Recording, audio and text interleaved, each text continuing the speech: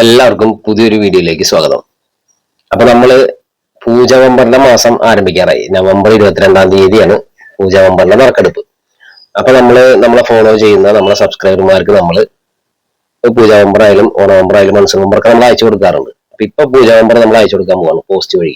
ഇത് എങ്ങനെയാണ് കൊടുക്കുന്നത് എന്ന് വെച്ചാല് സിമ്പിൾ ആയിട്ട് ഞാനൊരു 3 ചോദ്യം ചോദിക്കും.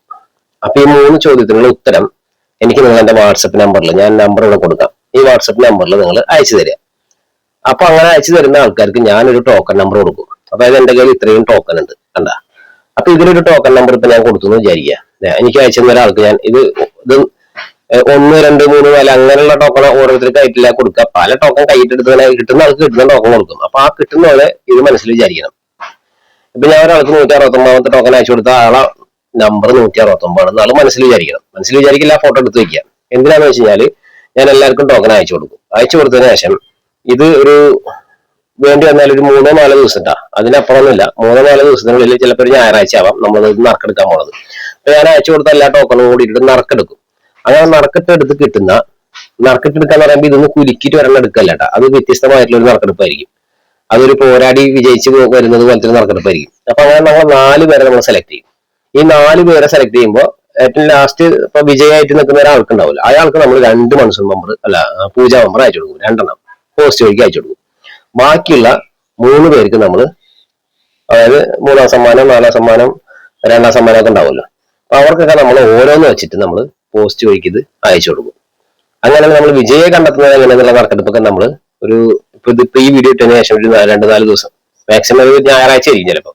അപ്പൊ അന്ന് നമ്മൾ നറുക്കെടുക്കുമ്പോൾ അത് കാണാൻ പറ്റും എങ്ങനെയാന്നുള്ളത്. അപ്പൊ നമ്മളിപ്പോ ചോദിക്കാൻ പോകുന്ന ചോദ്യം ഒരു 3 ചോദ്യം ചോദിക്കും.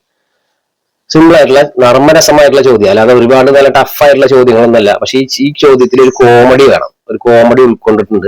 പിന്നെ ഒരു ആലോചിച്ച് നമുക്ക് ചിരിക്കാനും പറ്റും. പക്ഷെ അതിൽ വലിയ കഴമ്പുള്ള വെച്ചാൽ കഴമ്പുണ്ടാവില്ല, എന്നാൽ കേൾക്കുമ്പോൾ വലിയൊരു കഴമ്പുള്ള പോലെ തോന്നും.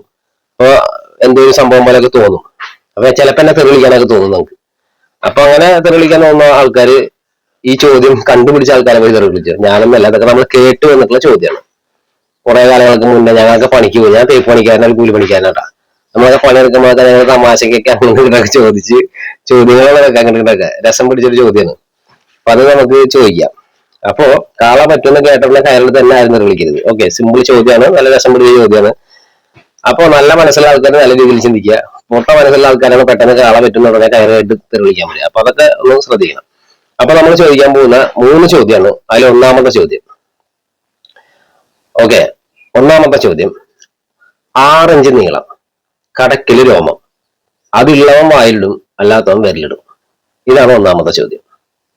ഇനി നമ്മൾ ചോദിക്കാൻ പോകുന്ന 2-ാമത്തെ ചോദ്യം, പ്രായപൂർത്തിയായ ആണുങ്ങളും പെണ്ണുങ്ങളും ആരും കാണാതെ ചെയ്യുന്ന കാര്യമുണ്ട്.